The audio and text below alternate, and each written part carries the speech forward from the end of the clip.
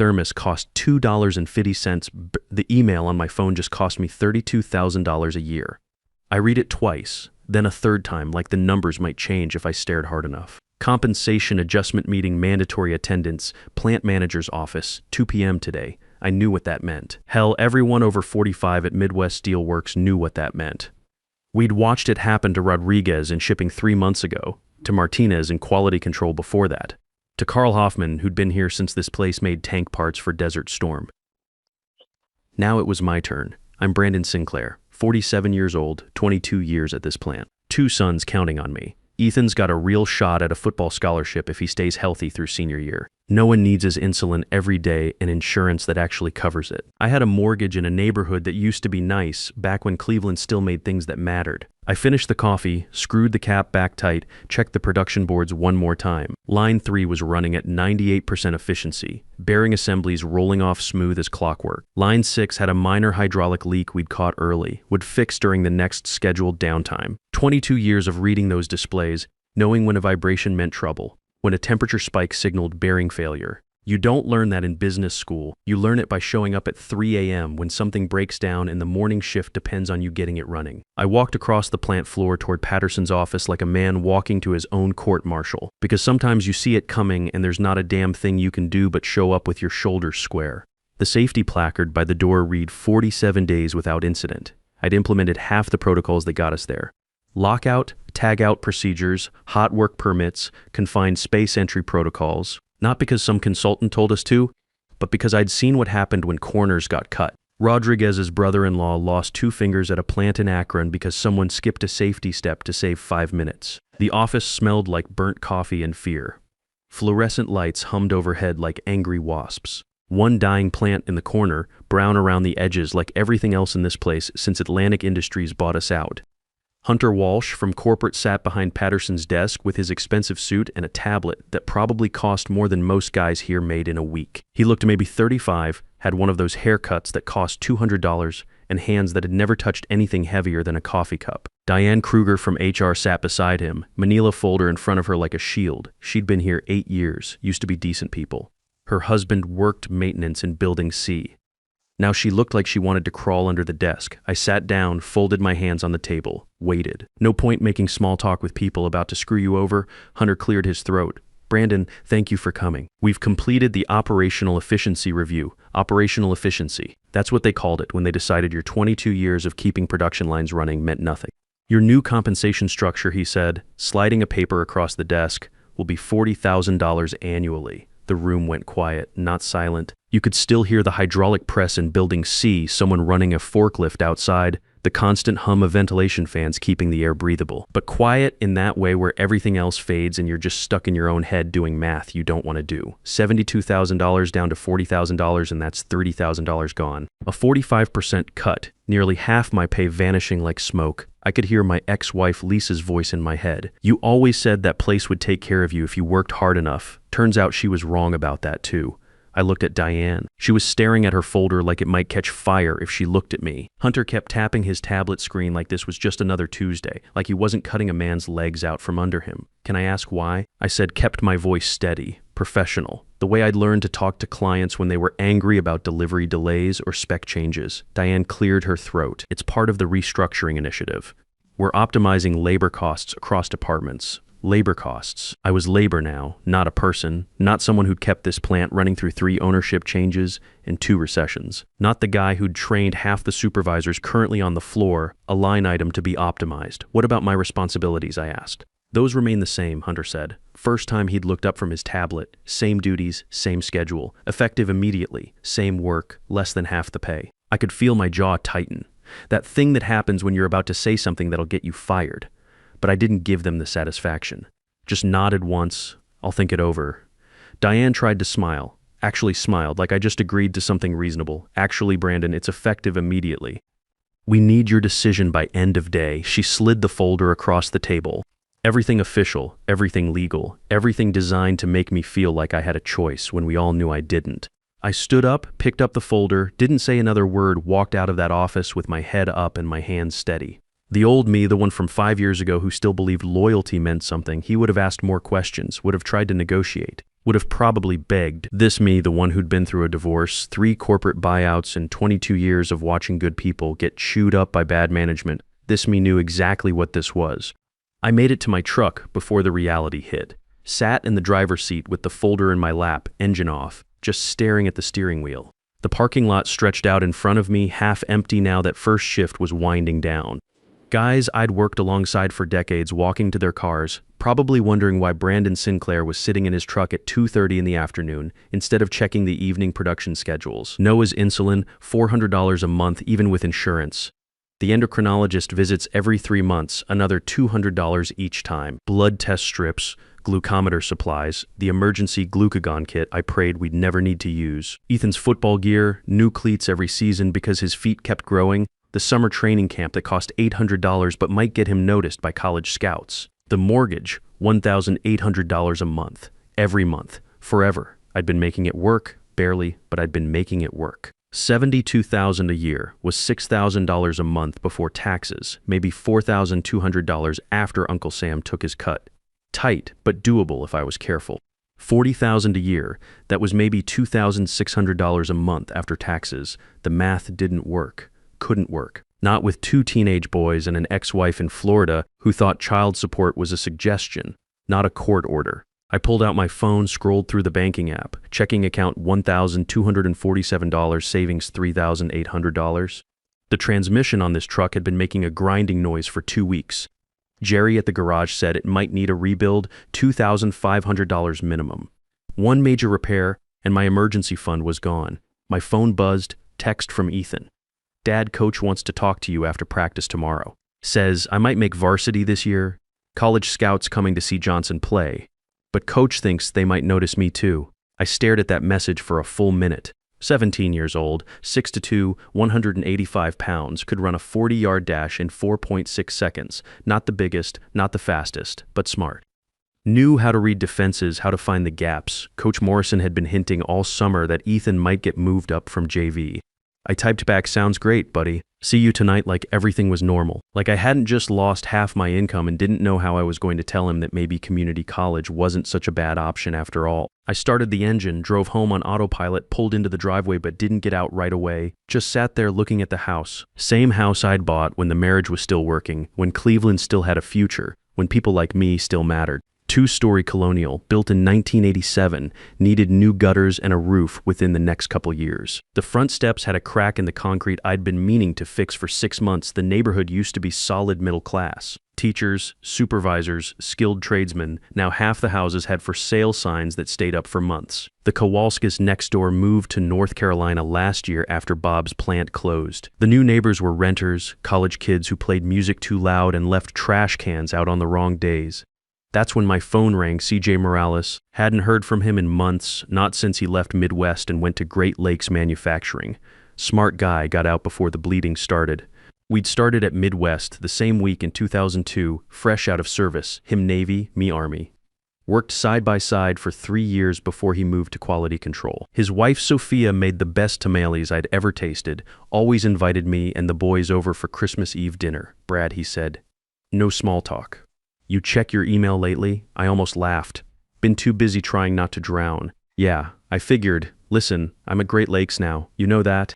But what you don't know is my boss keeps asking about you. That got my attention. I turned off the engine, settled back in the seat. They know what you built at Midwest, CJ continued. They know you're the only reason half those automotive contracts didn't walk after the Atlantic buyout, and they want to talk. I didn't answer right away. My brain was still processing the last hour. Still trying to make sense of $40,000 in effective, immediately, and labor cost optimization. They know I'm still at Midwest, I said finally. They know you're the reason Midwest still has clients, CJ said. Big difference. You remember when Ford threatened to pull their contract last year? Who fixed that? I did remember. Ford's purchasing manager was furious about quality issues on their bearing assemblies. Rejection rate had spiked to 12%, way above the 3% threshold in our contract. Hunter wanted to blame production. Production blamed quality control blamed engineering. I drove down to Dearborn, sat in a conference room for 6 hours with their quality team, walked them through our entire process step by step. Turned out the problem wasn't our manufacturing. Ford had changed their tolerance specs without updating their incoming inspection procedures. They were rejecting parts that met our agreed-upon specifications but failed their new, tighter requirements. Took 3 weeks to sort out, but we kept the contract. Saved 40 jobs at Midwest. That was teamwork, I said. Bullshit, CJ replied. That was you, and Ford knows it. You think they're happy dealing with Hunter Walsh? Guy who asked their purchasing director if they made trucks or cars. I told CJ I'd think about it. Hung up. Stood there in my kitchen with the phone in my hand and that folder on the counter. 22 years. That number kept coming back. I joined Midwest in 2002 right out of the Army. We were 40 people making industrial components for the auto industry. Real work, making real things. I was running diagnostics one day. Troubleshooting line issues the next. Training new guys on weekends. We didn't have fancy titles. You either kept the line moving or you didn't. I kept it moving. First year I worked every holiday. Christmas, New Year's, 4th of July. Pulled double shifts when Rodriguez was in the hospital. Missed Ethan's first Little League game because we had a bearing failure that would have shut down the whole plant if I'd gone home. Lisa was 8 months pregnant with Noah, could barely get out of bed, and I was sleeping in the plant break room because we couldn't afford downtime. Told myself it was temporary. Told her the same thing. It wasn't. By 2010, I was managing 6 production lines. Ohio Automotive Parts, Great Lakes Fabrication, regional steel distributors, names that mattered, contracts that kept the lights on.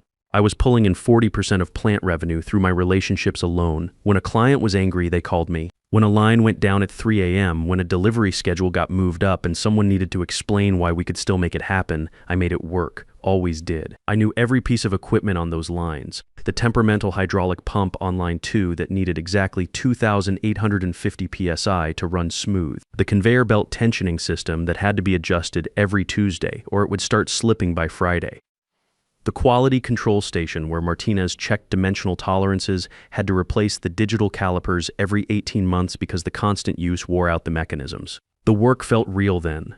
We were making components that went into Ford F-150s, Chevy Silverados, trucks that carried families and hauled equipment and built America. When I saw one of our bearing assemblies in a truck at a job site, I felt pride that came from our plant, our people, our hands. Then 2019 hit. Lisa decided she'd had enough. 20 years of marriage down the drain. She moved to Tampa with some guy who sold insurance and posted motivational quotes on Facebook. You never chose us, she said during one of our last fights. You always chose that place. Maybe she was right.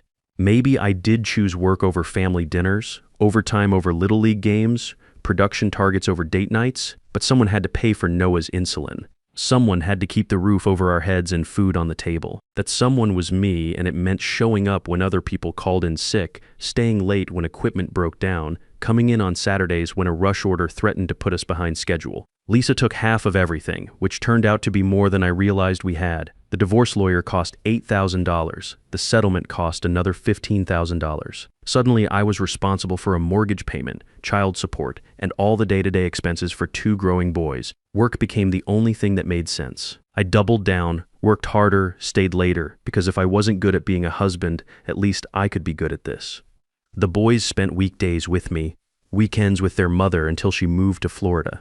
Then it was full-time dad duty, and I was learning things no manual prepared you for. How to pack Noah's glucose tablets in his backpack without making him feel different from other kids. How to explain to Ethan why mom moved away but still loved him. How to cook something besides frozen pizza and microwave dinners. When Atlantic bought us out last year, they did what every corporate buyer does. Big Zoom meeting, lots of smiles, talk about synergy and growth opportunities. Their CEO, Alan Cross, stood there in his $3,000 suit talking about how this was going to be great for everyone. How they were investing in American manufacturing, creating jobs, building the future. What he didn't mention was that synergy meant layoffs and growth meant cutting costs. We got new uniforms with the Atlantic logo. They got a gutted workforce and a facility they could leverage for tax breaks. Management bloat came first. Suddenly we needed 2 approvals for things I used to handle with a text message. We spent more time in meetings talking about production than actually producing. They brought in consultants who'd never worked a factory floor to tell us how to improve efficiency. Young guys in polo shirts with clipboards asking why we couldn't run line 3 at 103% capacity when the specifications clearly stated 100% maximum. Took me 20 minutes to explain that specifications were minimums, not suggestions, and that pushing equipment beyond design limits was how you turned maintenance issues into catastrophic failures. Then the cut started. Quiet at first. A maintenance guy here, a quality inspector there. My team went from 8 people to 3. The work didn't shrink, just got redistributed to whoever was left. Suddenly I was fielding client calls at 10 p.m., apologizing for delays I hadn't been briefed on, running emergency repairs at 2 a.m. because we didn't have enough maintenance staff and someone had to keep the equipment running. Carl Hoffman, my old supervisor, the guy who trained me when I was fresh out of the service, pulled me aside 6 months ago. "Watch your back, Brad," he said. Quiet, like he didn't want anyone else to hear. "New regime doesn't value old guard. They're clearing the deck." I didn't listen. Thought loyalty mattered. Thought 22 years of results would count for something. Turns out I was wrong about that too. I sat in my living room that night, pulled out my original contract. The one from 2002, back when handshake deals still meant something. Read through it twice, slowly looking for the thing I remembered but hadn't thought about in years. There it was, Section 12. In the event of a material compensation reduction exceeding 25%, employee may terminate without notice and without penalty. 25%, they'd cut me by 45%. No non-compete clause either. We never had to sign one back then. Midwest was built on trust, on the idea that if you treated people right, they'd stay because they wanted to, not because some legal document forced them to. That was their mistake. I didn't need to copy files or forward emails. The relationships were in my head. 22 years of knowing that Ohio Automotive's purchasing manager, Jim Kowalski, played golf on Thursdays and worried about his daughter's college debt. Of understanding that Great Lakes Fabrication was frustrated with delivery schedules, but stayed loyal because we delivered quality. Of knowing the back-channel politics at regional steel distributors better than anyone in the building. That wasn't stolen information. That was earned trust. I sat there for a while, thought about Ethan and Noah asleep down the hall, about the mortgage and the insulin costs and college tuition, about the fact that I was 47 years old and starting over wasn't supposed to be part of the plan, but neither was taking a 45% pay cut from people who thought I'd just bend over and accept it. I picked up my phone, called CJ back. "Tell them I'll meet," I said. Tomorrow morning, CJ didn't even try to hide the relief in his voice. 8 a.m. Morrison's Diner on East 55th. Ask for Wes Harper. Why a diner? Because if this is real, nobody needs a conference room. The meeting was at a diner that served real food to real people. Morrison's had been feeding factory workers and truck drivers since 1967, back when Cleveland still believed in itself. Wes Harper was waiting for me when I walked in. Mid-50s, work shirt, rolled sleeves, no tie. The kind of guy who'd built teams before and knew what actual work looked like.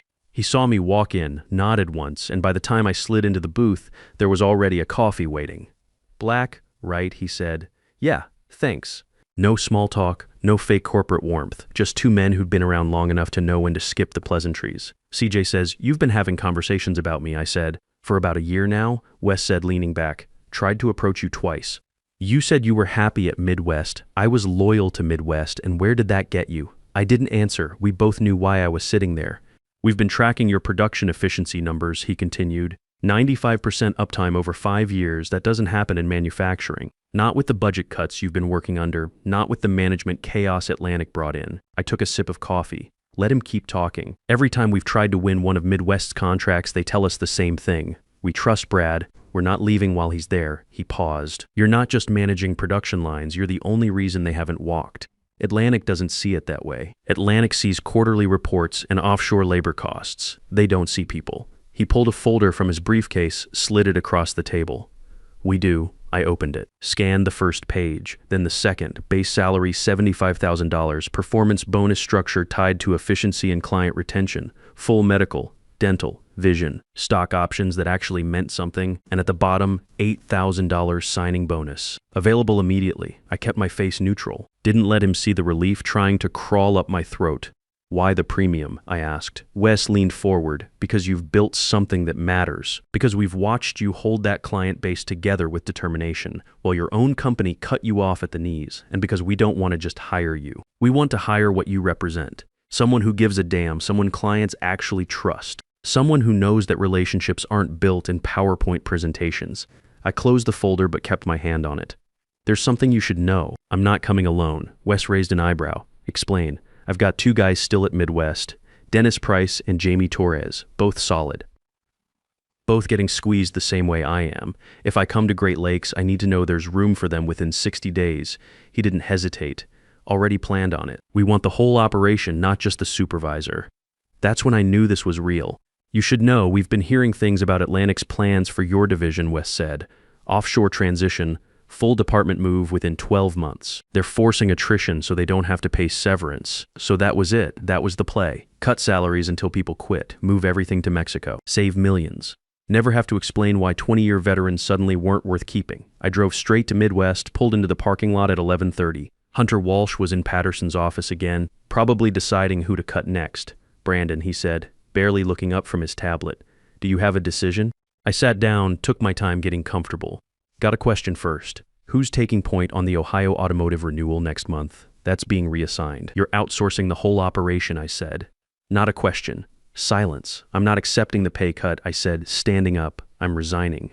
Effective immediately. Hunter looked surprised. You can't just walk out. Section 12 of my original contract. No notice required for material compensation changes exceeding 25%. You cut me by 45%. I pulled out my phone, typed my resignation right there. Sent it to HR. You think this is some kind of power move? Hunter said. I walked to the door, stopped, looked back. No, that comes later. I called Wes from my truck. I'm in. When do I start? Monday work. Monday works perfect. The calls started around 3 p.m. By 5 p.m., my personal phone was lighting up. Ohio Automotive, Great Lakes Fabrication, Regional Steel, all confused, all wanting answers. Brad, we just heard you left. What's going on? I gave them the truth, short and professional. Midwest made decisions I couldn't stand behind. Where are you going? Great Lakes Manufacturing. I start Monday. Can we call you there? I'd like that. 3 months later, I had a real office with windows that opened, equipment that worked. Great Lakes treated manufacturing like it mattered. Ethan made varsity. Full scholarship to Ohio State. Called me at work to tell me middle of a production meeting. I took the call anyway. Noah's insulin got covered. 100%. No fighting with insurance companies every month. In 6 months, 4 of my old clients had moved their contracts to Great Lakes. I didn't pitch them. They came to me. Last month, I ran into Carl Hoffman at a hardware store. He saw me, pulled me into a bear hug. They did you dirty, Brad, he said. But damn if you didn't land on your feet. I smiled. Didn't land, Carl. Jumped. That night, I drove home past the old plant. Lights still on, second shift working late. Someone probably thinking loyalty matters. I didn't slow down, just kept driving. Got home, Noah was shooting baskets. Insulin pump clipped to his shorts. Ethan was doing homework. College applications spread across the kitchen table. How was work? Noah asked. Good, I said, really good, and I meant it. I keep a photo on my desk at Great Lakes, first day at Midwest, 2002, 40 guys crammed into the break room, grinning. That guy in the photo would be proud, not because of the money, not because of the title, because I figured out the difference between loyalty and self-respect. Loyalty is what you give until they prove they don't deserve it. Self-respect is what you keep no matter what. Now I work for people who understand what I'm worth. My boys are set, and on Friday nights when I'm watching Noah play basketball, I'm not checking my email, I'm just there. Present, that's the real win. So if you're reading this and you're sitting in some conference room, getting handed a pay cut or a restructuring notice, and you're thinking you don't have options, you're wrong. You do. Sometimes all it takes is one conversation, one moment where you decide you're worth more than what they're offering. Sometimes the best revenge isn't burning bridges. It's building a better one somewhere else and watching them realize too late what they lost. I didn't burn Midwest down. I just stopped holding it up. Turns out that was enough.